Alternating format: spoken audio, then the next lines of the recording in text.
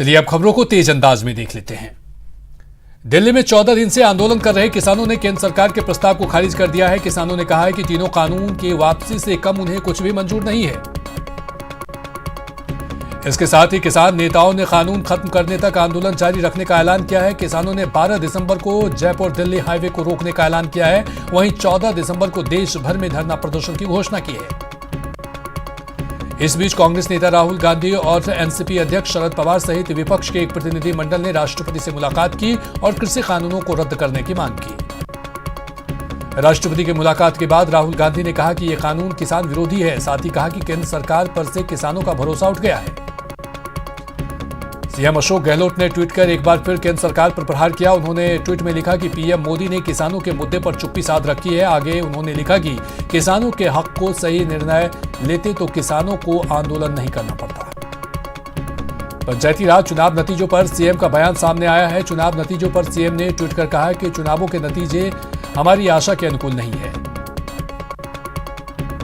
प्रदेश में आज प्रधान और जिला प्रमुखों का चुनाव होगा और 11 बजे से नामांकन शुरू होगा। वहीं 11:30 बजे से नामांकन पत्रों की जांच की जाएगी। साथ ही आज 3 बजे से 5 बजे तक मतदान होगा। ब्रिटिश काल में बने वर्तमान संसद भवन के पास नए संसद भवन का निर्माण किया जा रहा है। आज दोपहर 1 बजे नए संसद भवन के निर्माण के लिए पीएम मोदी आधारशिला रखेंगे।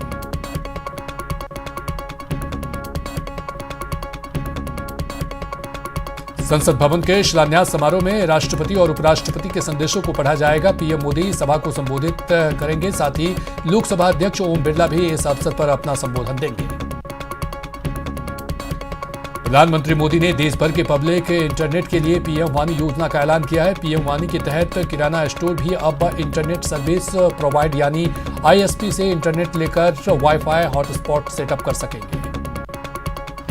केंद्रीय सूचना और प्रसारण मंत्री रविशंकर प्रसाद के मुताबिक पब्लिक डाटा ऑफिस सेटअप करने के लिए किसी भी तरह के लाइसेंस या रजिस्ट्रेशन की जरूरत नहीं होगी। ये भी कहा गया है कि पीडीओ सेटअप करने के लिए रजिस्ट्रेशन फी भी नहीं लगेगी। बारामूला के पाटन इलाके में आतंकियों ने ग्रेनेड हमला किया, जिसमें 4 नागरिक घायल हो गए। बताया जा रहा है कि आतंकियों ने सुरक्षा बलों को निशाना बनाते हुए ये ग्रेनेड हमला किया था। आतंकियों की तलाश में इलाके की घेराबंदी कर सुरक्षा बल तलाशी अभियान चला रहे हैं। प्रदेश में अधिकारियों को जनता के काम करने में अब कोई लापरवाही नहीं बरतने की सख्त हिदायत दी गई है। मुख्य सचिव निरंजन आर्य ने परिपत्र जारी करते सभी अधिकारियों को दिशा निर्देश जारी किए हैं।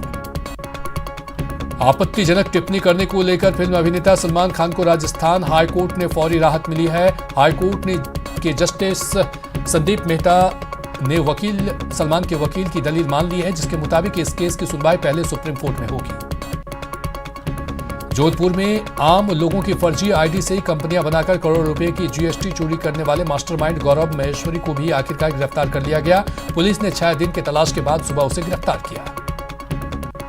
भरतपुर के सीकर थाना इलाके के राजकीय उच्च माध्यमिक विद्यालय में कार्यरत महिला शिक्षक का एक वीडियो वायरल हुआ है, जिसमें महिला शिक्षिका स्कूल के प्राचार्य पर मानसिक रूप से टॉर्चर करने का आरोप लगा रही है।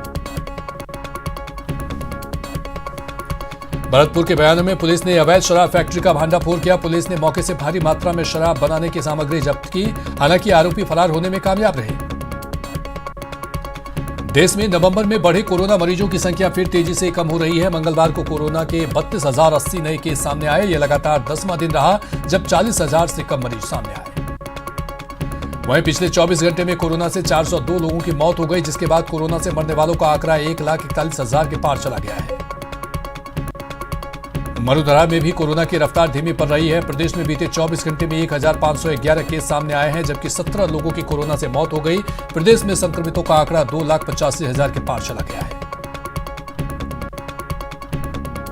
कोरोना के खिलाफ भारत के वैक्सीन कार्यक्रम में दुनिया की बढ़ी दिलचस्पी को देखते हुए 60 से अधिक देशों के राजदूतों ने हैदराबाद की प्रमुख दवा कंपनियां भारत बायोटेक और बीई का दौरा किया।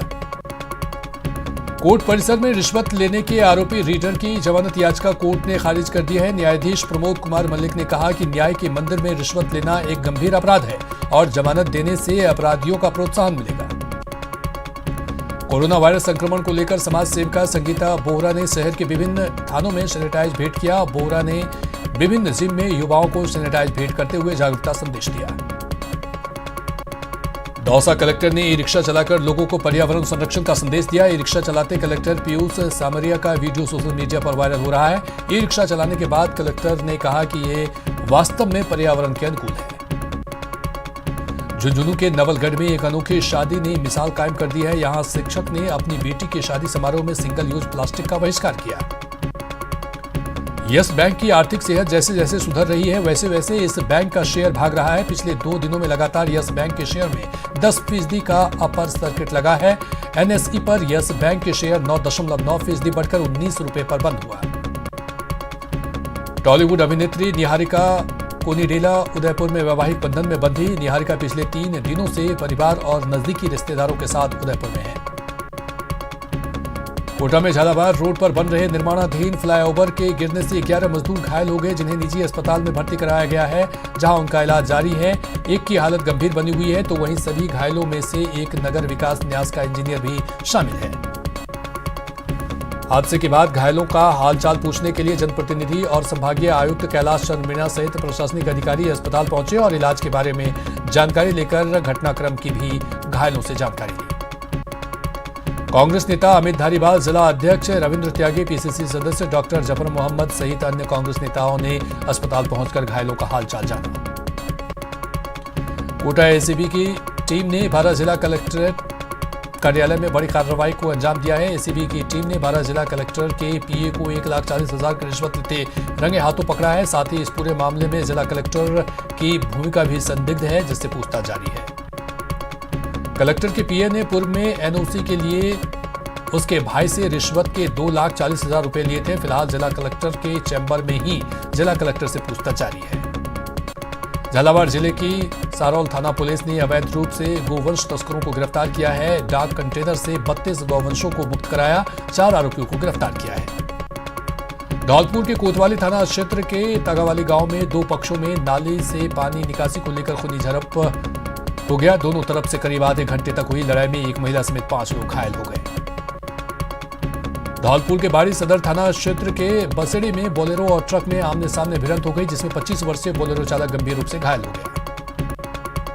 कोटा में वर्चस्व की जंग में गैंगवार की आशंका के चलते शातिर बदमाश साबिर उर्फ भूरी को गिरफ्तार किया गया। आरोपी के कब्जे से पुलिस ने 2 देसी कट्टे, 1 पिस्टल और 3 कारतूस बरामद किए हैं।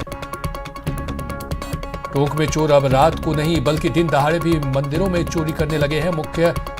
जिला मुख्यालय बहेर इलाके में पहाड़ी स्थित खोल की माताजी मंदिर में चोरों ने दिन दहाड़े दान पात्रों को तोड़ उनमें मौजूद नकदी उड़ा दिया।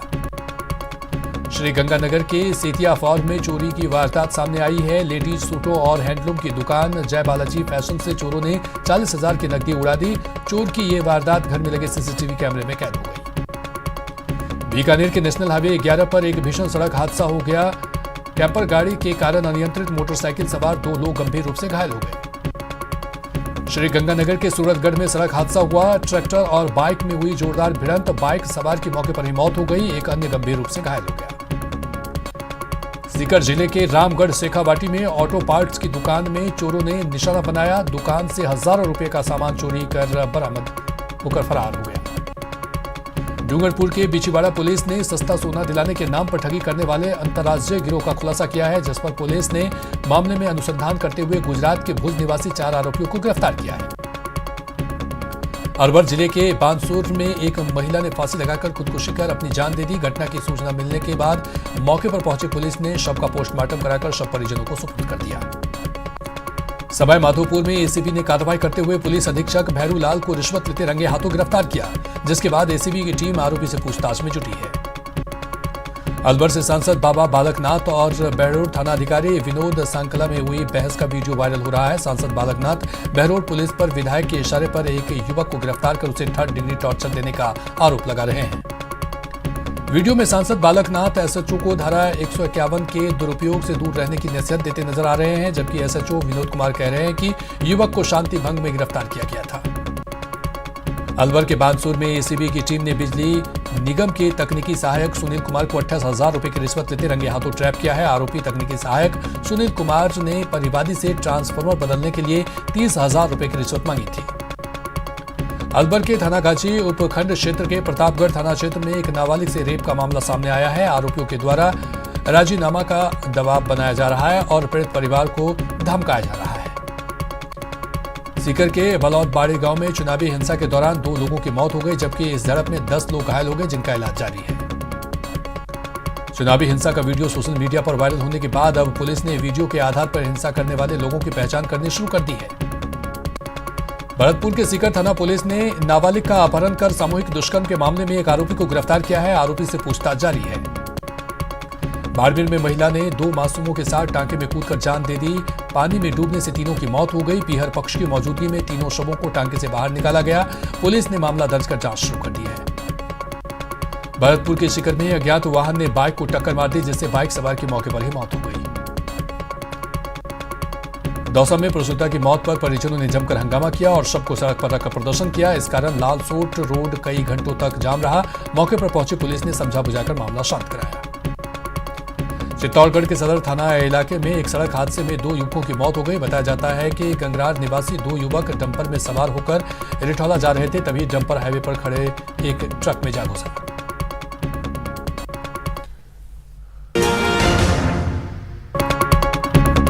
भिलवाड़ा के करेड़ा थाना के शिवपुर गांव में दलित दूल्हे को घोड़े से नीचे उतारने का मामला सामने आया है। स्वर्ण समाज के लोगों ने दलित दूल्हे को घोड़े से नहीं उतरने पर पेट्रोल से जलाकर मारने की धमकी दी।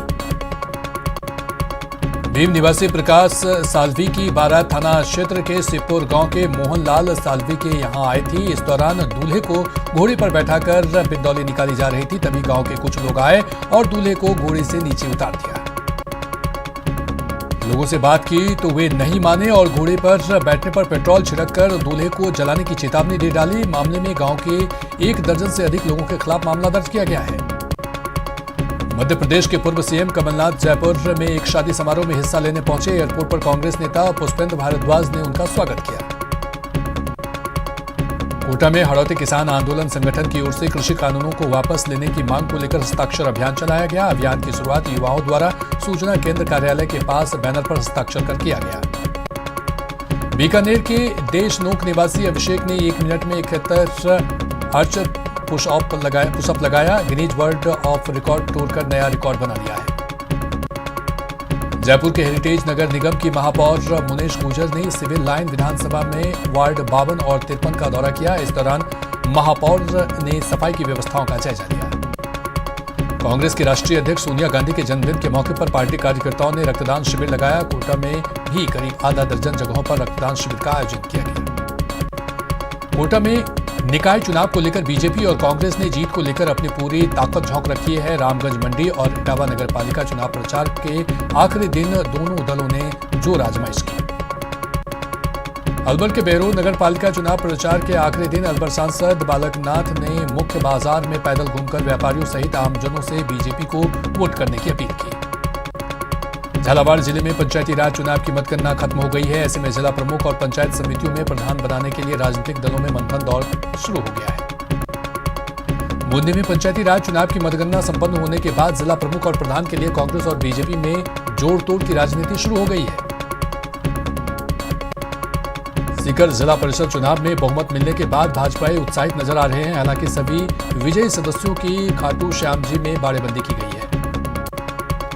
बीकानेर में 7वीं राजस्थान एनसीसी बटालियन की ओर से कैडेट भर्ती का आयोजन किया गया। 2 दिवसीय इस भर्ती में बेहतरीन कैडेट का चयन किया गया। बाड़ेबंदी में बंद बीजेपी के नवनिर्वाचित जिला परिषद सदस्य शपथ लेने के लिए कलेक्ट्रेट पहुंचे, जहां जिला निर्वाचन अधिकारी ने निर्धारित प्रक्रिया के बाद नवनिर्वाचित सदस्यों को शपथ दिलाई। दिल्ली में चल रहे किसान आंदोलन में राजस्थान के किसान भी अहम भूमिका निभा रहे हैं। अब प्रदेश के किसान केंद्र सरकार पर दबाव बढ़ाने के लिए दिल्ली में संख्या बल बढ़ाएंगे। बीकानेर में अंतर्राष्ट्रीय भ्रष्टाचार विरोधी दिवस के मौके पर कार्यक्रम का आयोजन किया गया। ऐसे में पिछले 3 सालों में ट्रैप की कार्रवाई में सहयोग देने वाले परिवादियों को सम्मानित किया गया। श्रीगंगानगर जिले के अस्पताल में मनाया गया प्रधानमंत्री मातृत्व दिवस। गर्भवती महिलाओं के मेडिकल चेकअप के साथ चना और गुड़ का वितरण किया गया। एंटी करप्शन डे के मौके पर सीकर जिला मुख्यालय के एसीबी ऑफिस में एक मीटिंग का आयोजन किया गया। एसीबी के डीएसपी जाकिर अख्तर ने सहयोग करने वालों का उत्साहवर्धन किया। चित्तौड़गढ़ नगर परिषद अतिक्रमण निरोधक दल ने शहर के परिषद भूमि पर हो रहे अवैध अतिक्रमण को ध्वस्त किया। अतिक्रमण हटाने का यह अभियान लगातार जारी रहेगा। चित्तौड़गढ़ में पंचायती राज चुनाव के परिणाम के बाद पंचायत समिति और प्रधान के चुनाव की प्रक्रिया संपन्न होगी, जिसके बाद 10 से 11 दिसंबर तक नामांकन दाखिल किए जाएंगे। श्रीगंगानगर बार संघ के चुनाव के लिए नामांकन जमा हो गए हैं। 15 दिसंबर को होना है अध्यक्ष और उपाध्यक्ष पदों के लिए मतदान। बीकानेर में अखिल भारतीय कांग्रेस कमेटी के राष्ट्रीय अध्यक्ष सोनिया गांधी के जन्मदिन पर यूथ कांग्रेस की ओर से मेडिकल कैंप का आयोजन किया गया, जिसमें मरीजों को निःशुल्क दवा का वितरण भी किया गया। बाड़मेर में पहली बार महिलाएं आम जनता को रक्तदान के लिए प्रेरित कर लोगों को रक्तदान करवाती नजर आएगी। 14 दिसंबर को होने वाले रक्तदान शिविर के पोस्टर का विमोचन किया गया। श्रीगंगानगर की 8 नगर पालिका में 206 वार्डों में वार्ड पार्षद के लिए 11 दिसंबर को मतदान होने हैं, जिसकी तैयारी जिला निर्वाचन विभाग द्वारा जोर शोर से की जा रही है। सीकर में लगातार बढ़ते कोरोना संक्रमण के चलते नाइट कर्फ्यू के दौरान प्रशासन की सख्ती लगातार जारी है। प्रशासन द्वारा शाम 7 बजने के साथ ही दुकानें और व्यापारिक प्रतिष्ठान बंद करवाए जा रहे हैं। अलवर के खैरथल में गुरु ग्रंथ साहिब के पन्ने फाड़ने के आरोपियों की गिरफ्तारी नहीं होने से नाराज सिख समाज ने कलेक्टर को ज्ञापन सौंपा। सिख समाज ने आरोपियों की गिरफ्तारी नहीं होने पर आंदोलन की भी चेतावनी दी। उदयपुर के एमबी चिकित्सालय में आधुनिक मोर्चरी का निर्माण शुरू हो चुका है। मोर्चरी में अत्याधुनिक सुविधा विस्तार के लिए अस्थायी मोर्चरी बनाई गई है। वहीं अब पुराने भवन को गिराने का काम शुरू हो गया है।